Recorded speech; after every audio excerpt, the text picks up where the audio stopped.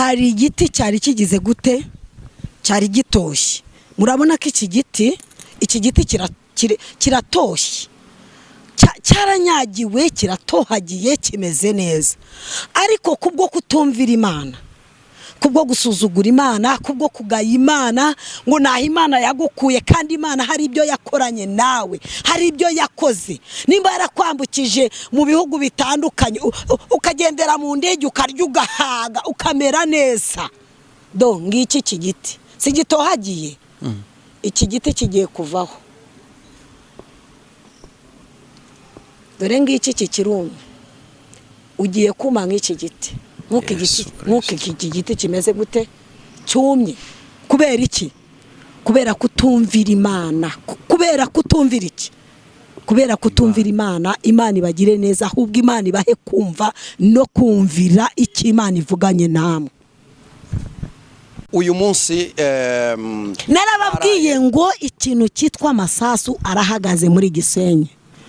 Nta masasu azongera kuhavugirwa.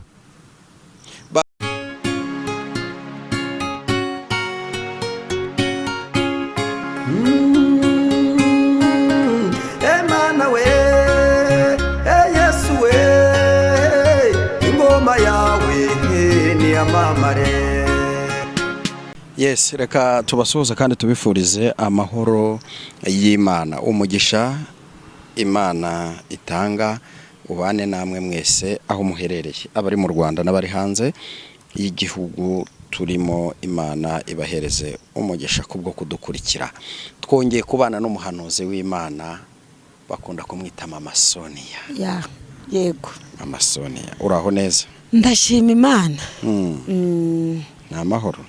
Ni amahoro pe. Muririmbyi yaravuze ngo kuba turiho n'ukubera Imana, kuba turiho n'ukubera Imana, kuba twambara n'ukubera Imana, kuba turya n'ukubera Imana. Ibintu byose rero n'ukubera Imana. Kuba tugenda n'ukubera Imana, kuba twambara n'ukubera Imana. Iyi Imana ibitariho nzi ko neza abantu benshi baba batakiriho. Yego. Ariko ibi byose ndabizi neza ko tubikesha Imana. Nawe ugihumeka umwuka w'abazima cyangwa ukigenda bikemera n'ukubera Imana. Atari Imana ntago umuntu ubu hari indirimbo Titus yavuze ngo ese Imana ikwishyuje umwuka uhumeka, nubwo kaba ari akantu gato cyo konyine, wabona icyo yishyura? Wakibona?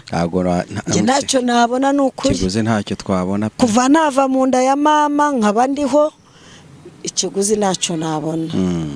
Urumva atari ukubera Imana. Ukubera Imana. Murakoze cyane. Amazina yanjye rero naho Banagiye Solange. Ndi umumama ukunda Imana n'abantu b'Imana. Yego. Solange, urakoze cyane kutwibwira, ariko nyuma kutwibwira ndifuza ko dukomeza ikiganiro twabanje gusenga. Yego. Mana Data twese mwiza, uri Imana ifite imbaraga n'ubutware, uri Imana yo kwizerwa irubasha. Reka tubanze tugushime kubw'iki kiganiro tugiye gutangira. Ururukubane natwe Uwiteka nyir'ubutware, Mwuka wera uzuganze hagati muri twe. Ntaba ari twe Mwami, ntaba ari twe, ahubwo ijambo ryawe aba ari ryo rigwira mu kanwa kacu mu izina rya Yesu Kristo. Ndabizi neza hari benshi baduteze amatwi, hari benshi bakeneye kuruhuka imitima. Amina.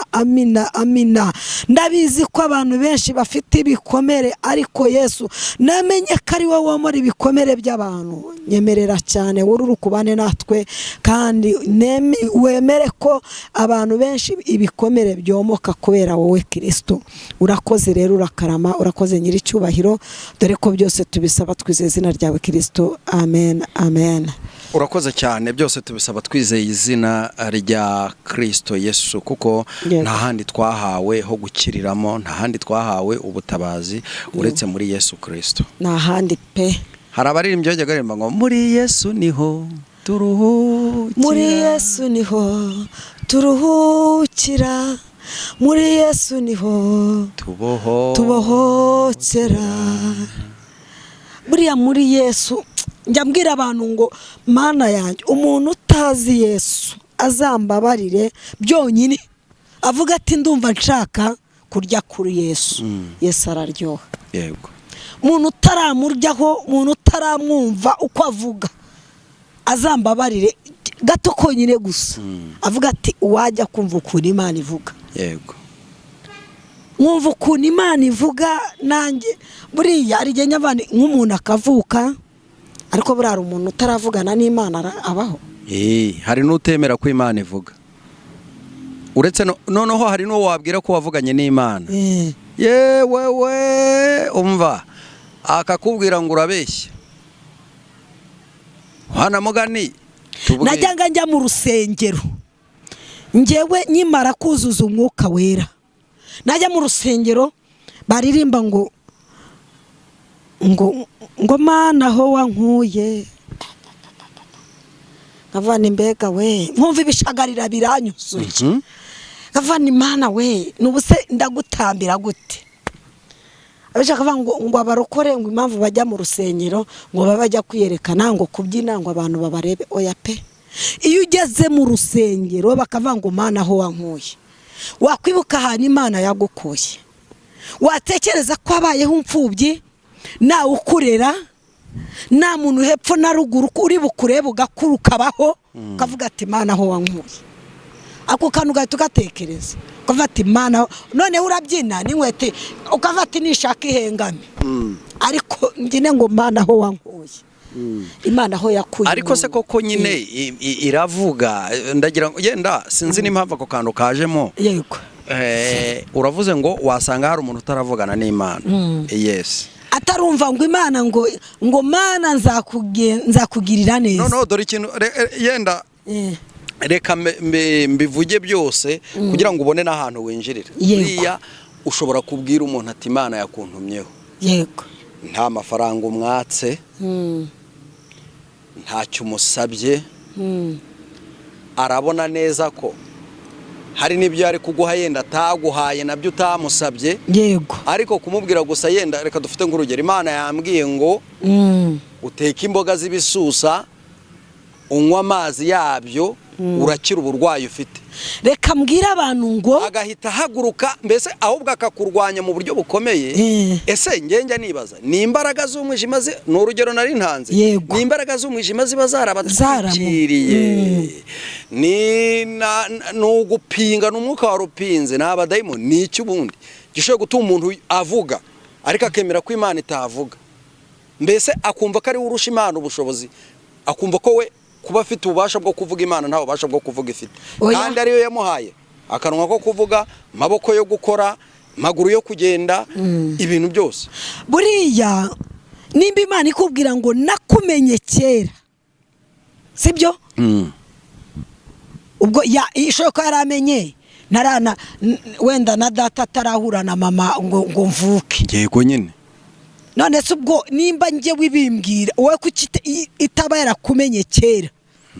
Aho hantu rero umuntu utaravugana n'Imana, umuntu utarumva ukuntu Imana ivuga, ubu tuvugana, azambabarire gato konyine avuga ati ndumva nshaka ijwi ry'Imana koko, ryarindi ry'abarokore, ryarindi Imana. Ese Imana ivuga gute? Ese Imana noneho wumve. Nago twari kumwe mukanya umuntu arambwiye ngo hari umumama ni n'umuganga, ni umudokiteri. Noneho wumve ko ari umudokiteri, ntago ari umuntu uyu ndacyari kuri kamera woroheje, uyu mutoya ni umudokiteri. Noneho yaramaze iminsi atwite, yarafite inda ayimaranye, ubwo ni nk'umwaka, amezi 12, ubwo ni umwaka. Yego. Ngasenga nkabwira Imana ngo Mana urumva kubw'Imana yamuzaniye ni amahirwe. Nuwo abahehe iruri ni iruri, urumva kari kure Irurindo. Oya iyo hirya iruri mu misozi kure. Arambwiye ati Mama Soni yamamagaye ejo, arambwiye ati ndumva nshaka ko unsengereye inda nkajya kwa muganga kuyibyara. Ndarambiwe. So muganga se yarashoboye kuba yavuga ngo ndanywa iki kinini wa mwana avemo, si byose umuganga. Yego. Ariko hari Imana. Haleluya. Kambabwiza ukuri dufite Imana. wabyemera utabyemera dufite Imana ivuga kandi dufite Imana ikora. Arangije arambwira ati muri iki gitondo numva nshaka kusengera. Urumva yabimbwiye ejo mu gitondo kare kare nyibyuka. Narabyutse ndapfukama ndasenga mbwira Imana ngo Mana izuba rijye kurenga n'umuganga izuba rijye kurenga uyu mubyeyi yabonye umwana muzima kandi nawe yabaye muzima. Dufite Imana irema ikitari kiriho kikabaho. Yego. Arangije ndasenga ndayihamagara ndayibwira nyibwiza ukuri. Nagamamagaye turi kumumba bare wikiriza abantu babyumve. Nabyumvise. Yes. Arangije mukanya aramamagara arambwira ngo Mama Soni uko Imana yakubwiye ngo izuba rijya kurenga Imana irohereza umuganga w'umugisha. Yego. Umuganga w'Imana umuntu Imana yatumye. Haleluya. Arangije arambwira ati buriya ejo nanze kubikubwira ejo ni mugoroba. Ati bibonye ngombwa ko mbiko atabuni bw'umwuka nsa nkaho ndi muzima ngomba kuva urumva umubyeyi wabyaye abadafite uko agomba kuvuga ariko urumva yambwa ati ubu nibwo mbonye umwanya wo kuvugisha ati umwana namubya ati uko Imana yagize gute yabivuze ubu ndyamanye n'umuhungu wanjye nkuko wamumanurira. Dufite Imana ifite imbaraga we. Imana ikomeye. Dufite Imana ikora kandi dufite Imana ivuga yavuga yarangiza ikagira gute ikanasohoza. Imana nikubwira ngo umva mwana wanjye nzakugirira neza nshuti yanjye uzajye umva ko Imana izakugirira neza. Ntago Imana igivuga ijambo ngo nirangiye yagiye gute rihere. Iyo ivuze biraba yategeka bikagira gute bigakomera. Njyewe njya nicara najya kubona nkabona muri telefone yanjye hajemo inomero z'abantu ntazi. Yego. Ubu mfite n'umunyaburayi ko byasa kose. Yego. Yambwiye ati mubyeyi nukuri ko Imana yaguhamagaye waraye usengeye n'inshoro. Nakuvuga ngo nindyama ngo ndumva ndi buryame neza ngo kandi ndumva neteshejwe n'Imana. Imana hari ikiri bibe yakoze. Nago ndi kwirata nago ndi kurata ndarata Yesu uri muri nge ndarata Yesu nkoresha njyewe ntacyo ndicyo. Yego. Ntacyo ndicyo nge ndi umuntu nkawe ariko jya wemera ko Imana ivuga kandi nakora. Yego. Naguhaye urugero ni umuganga n'umudokiteri ariko akavuga ati njyewe ndabona ibyanjye nananiwe ariko ndashaka Imana. Yego. Umuntu uvanga Imana nibaho nivuga uwo ni muntu ki kuko tujye tuvugisha ukuri. Abantu bemere ko Imana ibaho. Uri umunyamahanga uri mu gihugu cy'u Rwanda uri umunyarwanda uri umunyarwandakazi dufite Imana ikora kandi Imana yacu iri no mu gihugu cy'u Rwanda. Iyi Imana iba itari mu gihugu cyacu cy'u Rwanda ubu tuvugana ubu intambara ibiri mu gihugu ariko kubera Imana dufite. Haleluya. Imana dusenga Imana yumva igitwumva yarangiza igahagarika gakuraho. Yego. Gakuraho imiraba n'imiyaga byose. Amen. Bajye baryama bisegure dufite Imana. Baryame basinzire. Nimba uri umuzungu uryamusinzire nimba uri umunyaburayi uryamusinzire ufati uko byasa kose. Iki gihugu cy'u Rwanda nubwo nyihagazemo nyicayemo harimo Imana. Uri umwe mu bahanuye ku ntambara yari iri kubera mu gihugu cya Kongo hano cyane rwose Igoma. Uyu munsi narababwiye ngo ikintu cyitwa amasasu arahagaze muri Gisenyi. Nta masasu azongera kuhavugirwa. Reka mbabwire rero buriya Imana ikintu yambwiye kinakomeye cyane. Hari igiti cyari kigize gute cyari gitoshye. Murabona ko iki giti kiratoshye cyaranyagiwe kiratohagiye kimeze neza ariko kubwo kutumvira Imana kubwo gusuzugura Imana kubwo kugaya Imana ngo naho Imana yagukuye kandi Imana hari ibyo yakoranye nawe hari ibyo yakoze. Nimba yarakwambukije mu bihugu bitandukanye ukagendera mu ndege ukarya ugahaga ukamera neza ngiki iki giti si gitohagiye. Iki giti kigiye kuvaho dore ngiki kikirumye ugiye kuma nk'iki giti nk'uko iki giti kimeze gute cyumye kubera iki? Kubera kutumvira Imana. Kubera kutumvira iki? Kubera kutumvira Imana. Imana ibagire neza, ahubwo Imana ibahe kumva no kumvira icyo Imana ivuganye namwe. Uko ari wahanuye ko ibintu byose bizagenda neza cyane. Reka nkubwire, niyo mpamvu mbwira abantu ngo dufite Imana. Fatiye Bibiliya. Babari ufate Bibiliya, ufate Zaburi ya 35. Twumva icyo Uwiteka aratubwira. Bumva ukuntu dufite Imana. Yego.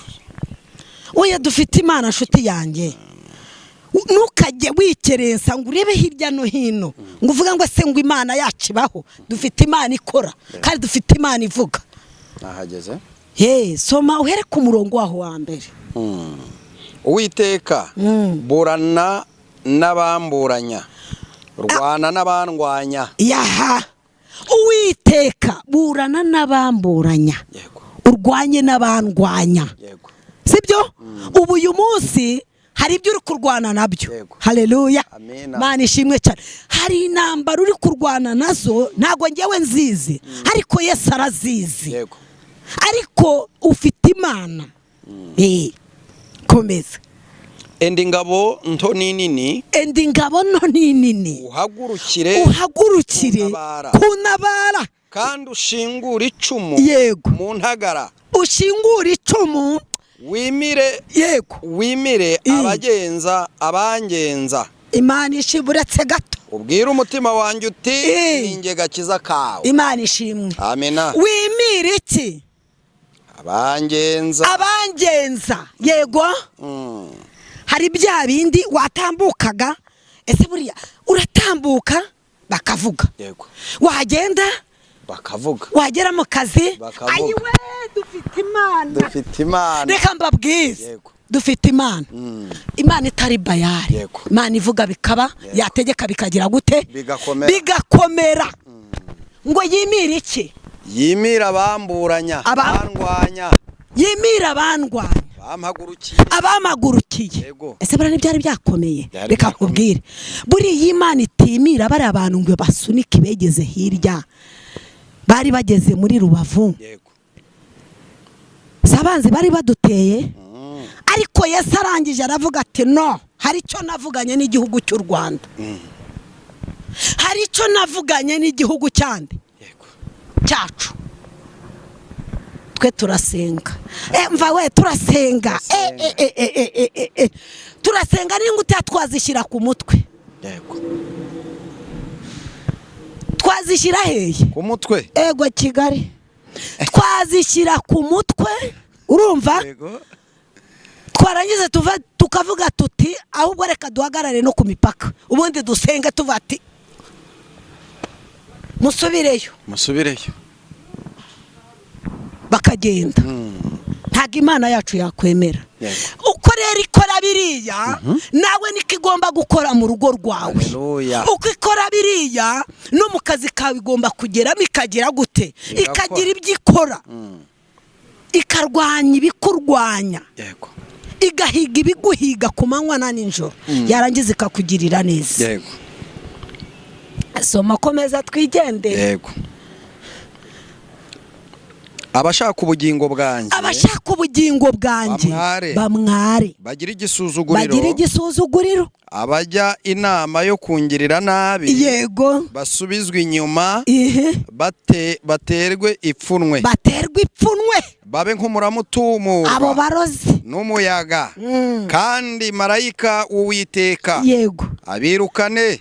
Marayika w'Uwiteka agira ate? Abirukane ku buzima bwawe. Abirukane mu kazi. Yo bakubujije kubyara. Abirukane. Imana ishimwe. Amina. Abirukane. Uwiteka abirukane rwose. Inzira yabo iba umwijima. Inzira yabo banyuragamo nushaka kurekeraho. Oya, iba umwijima. N'ubunyerere. Yabo iba umwijima, iba ubunyerere. Kandi marayika w'Uwiteka bagenzi. Aba banyeshyari. Bo banyeshyari bumva ko utambuka bagahekenya. Watambuka yokoyo Mana we Uwiteka we. Mana ya Yesaka na Yakobo. reka mbabwire dufite Imana. Inzira yabo bacagamo ibu bunyereri ibanze bumwijima nirangiza igire gute ibu bunyereri ibaze yarangije ko umwijima se hari ikindi nta kindi yabaye umwijima iba yaba n'ubunyerere buba bwagize gute buba bwabonetse ubundi abana b'Imana tugatambuka twemye. Oya dufite Imana. Mujye muvuga ngo dufite Imana uko byasa kose, nababwiye ngo mujye muryama mwisegure dufite Imana ivuga bikaba yategeka bigakomera. Haleluya. Iyo niyo Mana. Niyo Mana nzakorera. Amina. Niyo Mana nzavugira. Amina. Twongere dukomeza aho muri Zaburi ya 91. Yego. Ubundi dosoza.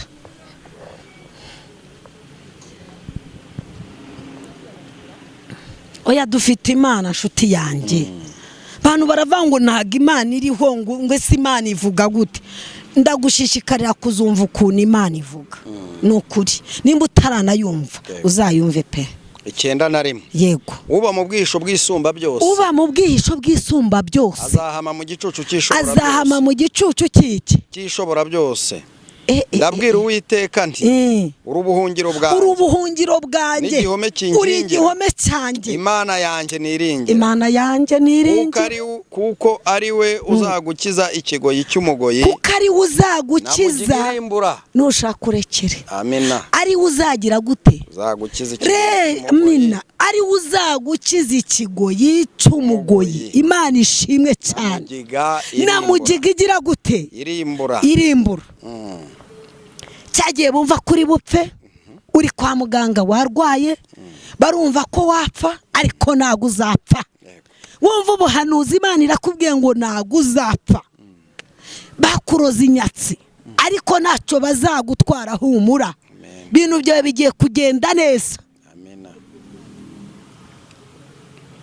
bakuroze ngo uve mu kazi nago uzakavamo nubwo wakavuyemo ariko Imana ije kuguha kandi kazi kandi guha akazi keza kandi k'umumaro.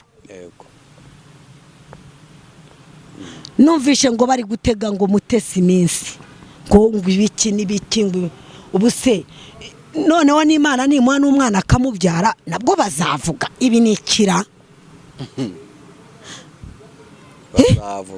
bazavuga se bazavuga ngo Imana imuhaye umwana nabyo se Mana ifite imbaraga Mana ikomeye we kuba mwisi nugukomera ariko mute ngereka nkuhanurire Imana izaguha umwana amen nubwo bavuga ngo urashaje ngo ntago uzamubyara Imana ije kuguha umwana w'umugisha haleluya kandi uwo mugabo muzabyara n'umwana w'umugisha nashaka bumwe cyangwa babiri ariko uzamubyara kubera Imana kubera Imana bakuvuga batakuvuga uzamubyara haleluya bagutera amabuye batagutera amabuye uzamubyara kandi urugo uzarwubaka barirwa bakubarira ngo washatsera ngaho nyumvira we ngo barabara ingo ngo umuntu abari imbyaro yabyaye nago umuntu abari ingo yashatse ariko akenshi bavuga ko umuntu wananiwe ingo nyinshi nta kizere cyuko n'urwo ashaka kujyamo biruzakunda mbacira umugani yego sinawuvuzera ducira umugani tubambuza umugani insoza nsenga ndangiza dutaha yego ngo umuntu abara ngo abana yabyaye ntago umuntu abari ngo yagize gute yashatse si umugani nguciriye si waciwe n'abanyarwanda ninjye wawuciye ngenda umwana w'ejo bundi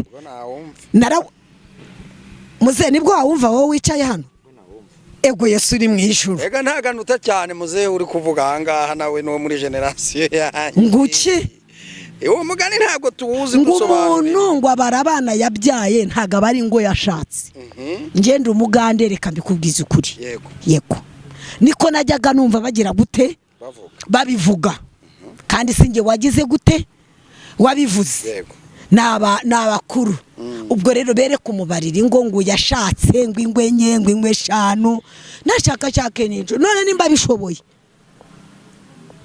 bishoboye wowe utabishoboye ni wowe uri kuvuga. ndashaka ko tuzagirana ikiganiro tukareba ese birakwiye ko umuntu aba pastor adafite urugo, ese birakwiye ko none se nyine birakwiye ko umuntu aba ari pastor agashaka abagabo benshi cyangwa abagore benshi, ese birakwiye ko umuntu aba ari umuhanuzi agashaka abagabo benshi cyangwa abagore benshi? Icyo kintu ndashaka ko tuzakiganiraho turebe, munadusobanurire mutubwire neza impamvu muri social media iyo mu Rwanda higanjemo abantu akenshi basenye ingo. Koko se njye mbirarikiye abakunzi bacu kugira ngo tuzabikorera ubusesenguzi turebe kubera iki bibaho kandi binaganje cyane kandi byitwa ko ari showbiz y'abarokore no kubera iki.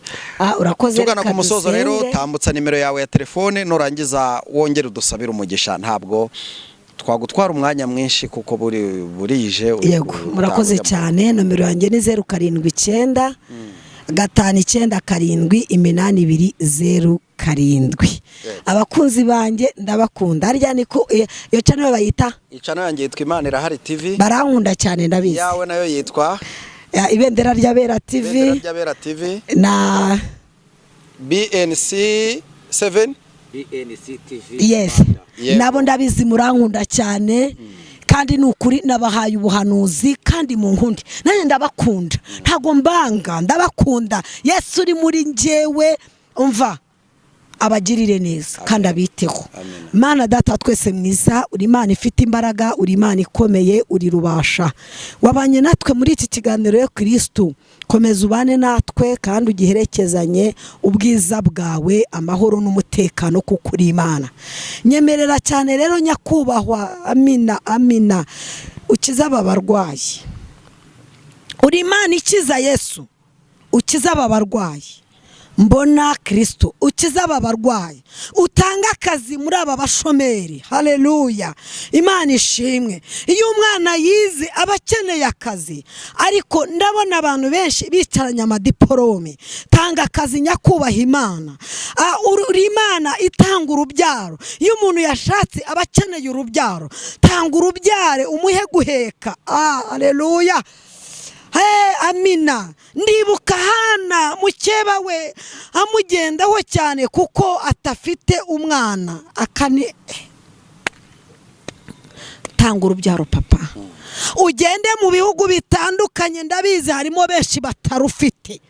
Ugende urubahe mwami w'abami kuko uri Imana nziza kandi ukureho abantu nyatsi y'ubu. Urakoze cyane kubw'isengesho ryiza uduhaye. Imana amahoro iguhereze umugisha. Shalom. Nawe urakoze cyane.